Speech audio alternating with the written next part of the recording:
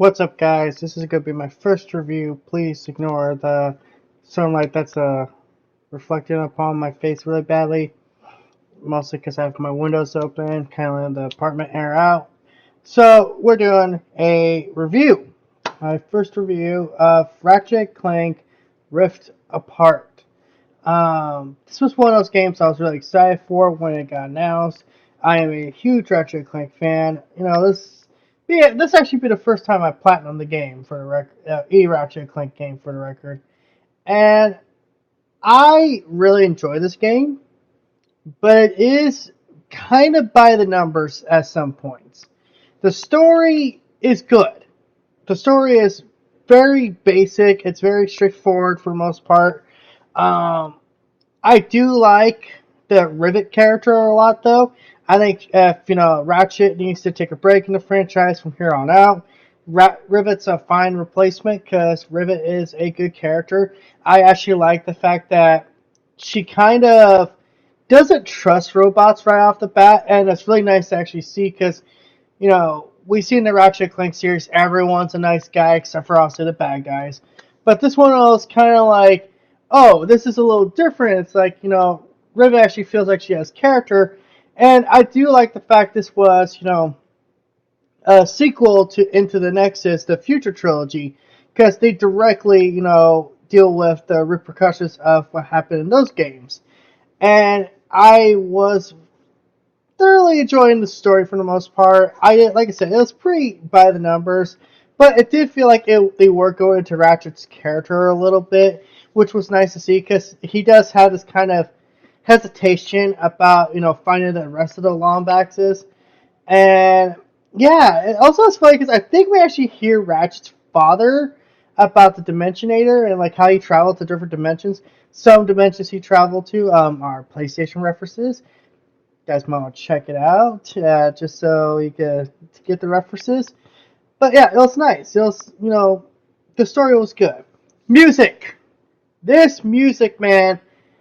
Ratchet and Clank's always had a great soundtrack. Like, I'm not gonna say like, listen to the music outside of playing the game, but I will say it gets you in the mood. It feels like it fits the game. It fits the environment, and it's really nice to see something that kind of fits instead of just being like background noise. So music's good. Graphics, yeah, this is where the game shines the most. The graphics on this game are insane. I cannot believe the attention to detail to this game. Now, I will say, I did have a graphical glitch happen towards the end of my playthrough. The fuzz start getting way more noticeable. It seemed like it was kind of getting a little more, I guess you would say, janky. It was it was sticking out. So what I had to do is turn my console off and the game, obviously, and then turn it back on after I got up from my sleep. It seemed the game was working fine after that point. I have heard people say there are some glitches in this game, and yeah, that can definitely hurt, because I don't think, like the armors are supposed to have, these bonuses, and someone sent me a picture where it was like, oh, these weren't having the bonuses at all. And this was after a patch. So, yeah, I'm not gonna deduct the 3 points for that because overall the game it's little stuff really at the end of the day, but I have to mention it because I have heard people say they've been having problems. I even know for a fact DSP's had a couple of problems like where the game's froze his PS5 and all that. So yeah, Ratchet and Clank Rifted Apart. Overall, I really enjoy this game. I think this is a great game.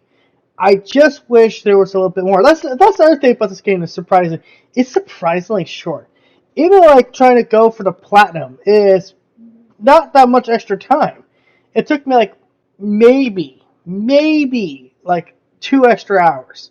Because by the time I was already doing all this stuff, I was already had most of the achievements, slash trophies. So I was like, okay, let's just go for the platinum, and yeah, it was pretty easy.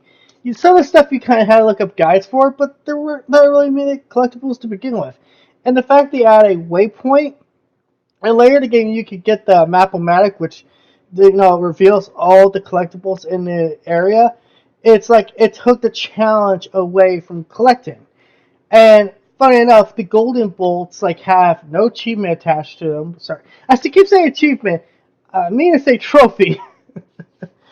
But yeah, overall, as far as platinum hunting, it's not hard. It's actually pretty easy. It's kind of like with Spider-Man, where really the challenge is just you're just collecting a bunch of stuff and going back, backtracking a little bit. That's it.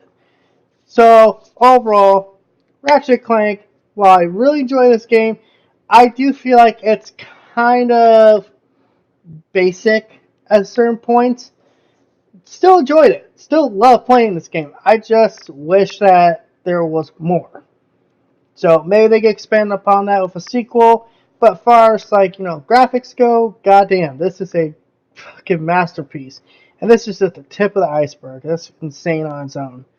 So, what do you guys think of Ratchet Clank Rift Apart? Do you think it's a flop? Do you think it's the worst Ratchet Clank game ever?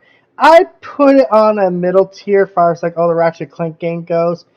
It definitely feels like also this series has taken a different tone because it is trying to tell more of a story, which, yeah, again, that's fine.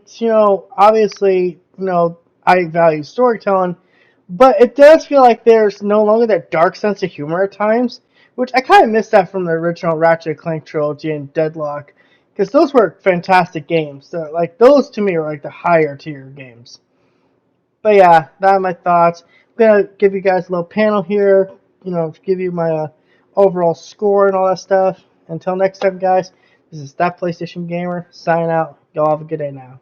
Peace.